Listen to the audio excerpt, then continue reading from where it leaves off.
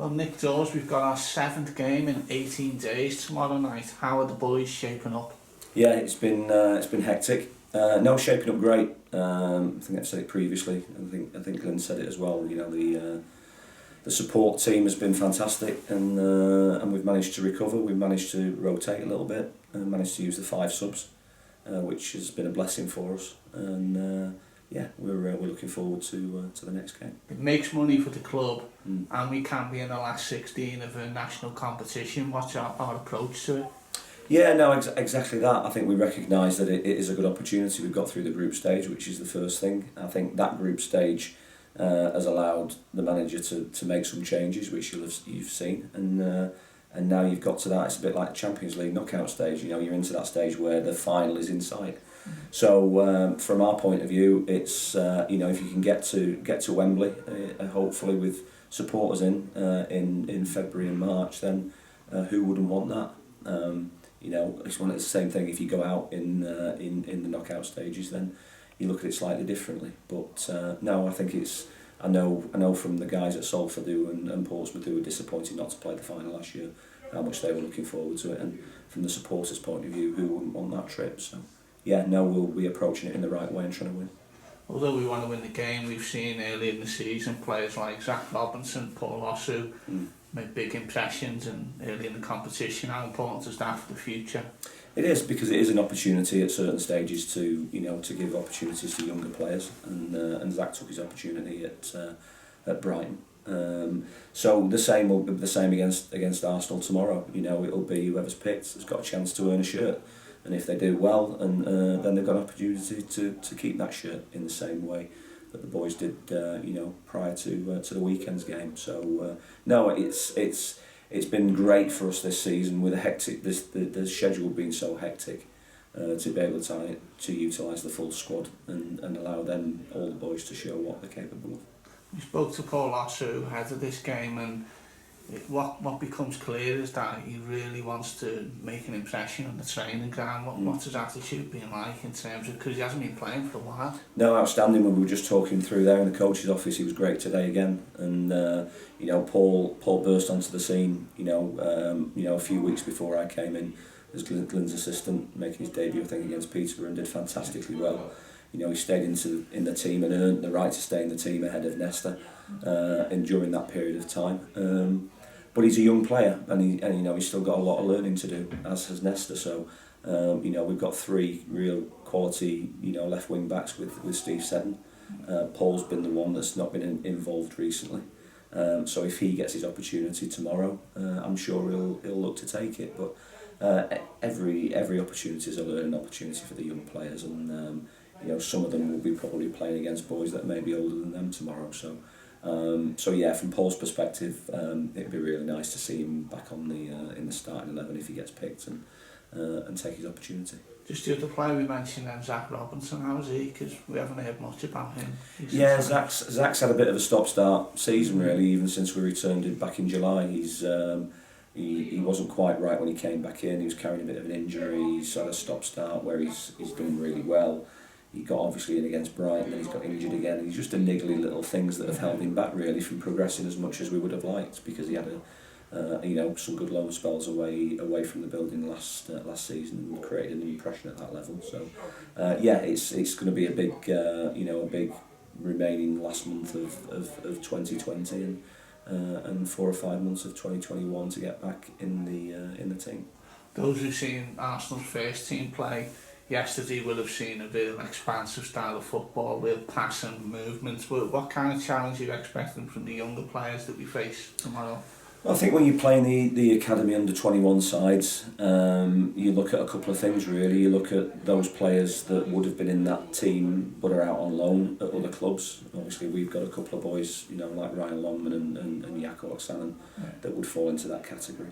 But generally you expect exactly what you've said. You expect an expansive style of football, everybody comfortable on the ball, playing in a certain way and being patient. I think from what we've seen, Arsenal have shown the ability to mix things up a little bit from the 5 or 6 games that we've watched. So, we approach this game in exactly the same as we do for any league game. It doesn't change.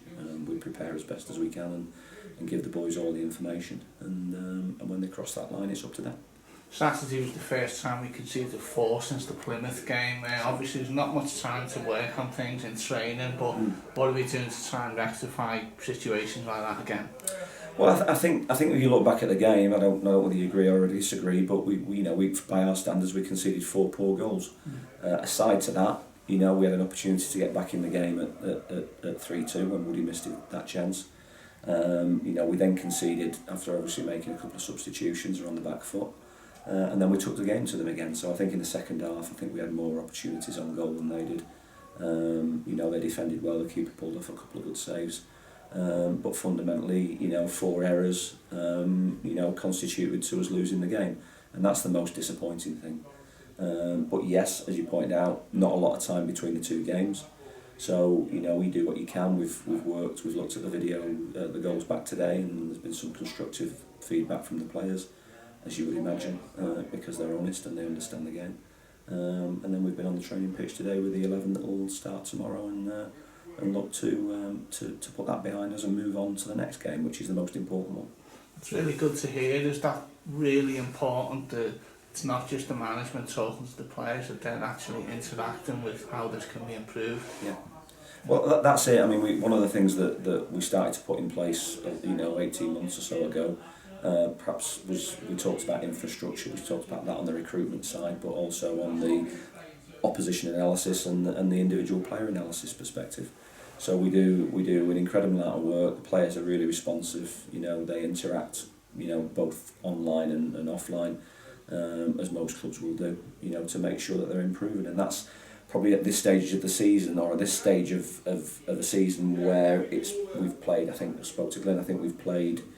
If you take our sort of 2-week period off, it's now, I think, Swindon on October the 10th was the last time we had a full week to work with the players on the training pitch. So you play, you recover, you play, you recover, play, you recover, you rotate. So the opportunity to actually do some work in the building is harder, and certainly under COVID restrictions it is, as you know from the situations we've had. So the use of the platforms that we've got and we've invested in as a club to be able to work online with the players has been vital, because we've been able to interact between them, and we did that through lockdown, as well, without being able to work with the players on the training pitch from March to July. We did a lot of work with them during that period about as well, building into the season.